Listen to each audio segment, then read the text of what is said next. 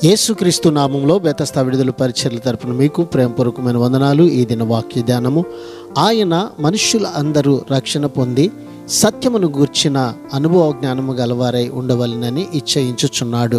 తిమోతికి రాసిన మొదటి పత్రిక 2వ అధ్యాయము 4వ వచనం. ప్రపంచంలో ఉన్న మనుషులందరి కోసం దేవుని ఉద్దేశం ఏమిటో ఇక్కడ తేట తెల్లమవుతూ ఉన్నది. క్రీస్తును గురించిన సత్యాన్ని ప్రతి ఒక్కరూ తెలుసుకోవాలని, ఆయన ఇచ్చే పాప విముక్తిని, రక్షణను స్వీకరించాలనే దేవుని యొక్క ఆశ. ప్రేమ స్వరూపి అయిన దేవునికి ఇలాంటి ఆశ ఉంటుందని మనం నమ్మాలి. అయితే చాలామంది సత్యాన్ని తెలుసుకోకపోవడానికి, రక్షణను, పాప విముక్తిని పొందకపోవడానికి కారణం ఏమిటి? యోహాను సువార్త 3వ అధ్యాయము 19వ వచనంలో ఈ విధంగా రాయబడి ఉంది. వెలుగు లోకములోనికి వచ్చిన కానీ తమ క్రియలు చెడ్డవైనందున మనుషులు వెలుగునే ప్రేమింపక చీకటినే ప్రేమించుచున్నారు.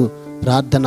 మహాపరిశుద్ధుడా, మహాగణుడా, మా మంచి యేసయ్య, నీ మహాకృపను బట్టి ప్రేమించి మరొక నూతన దినాన్ని మాకు ఇచ్చినందుకు నీకు వందనాలు, స్తోత్రాలు చెల్లిస్తూ సత్యమును గురించినటువంటి అనుభవము కలిగిన వారమై నీ రక్షణ ఆనందాన్ని అనుభవించినట్లుగా నీ ప్రజలమైన మమ్మల్ని జ్ఞాపకం చేసుకొని బలపరచమని యేసు పరిశుద్ధ నామమును బట్టి ప్రార్థించి అడిగి వేడుకుంటున్నాము తండ్రి. ఆమెన్.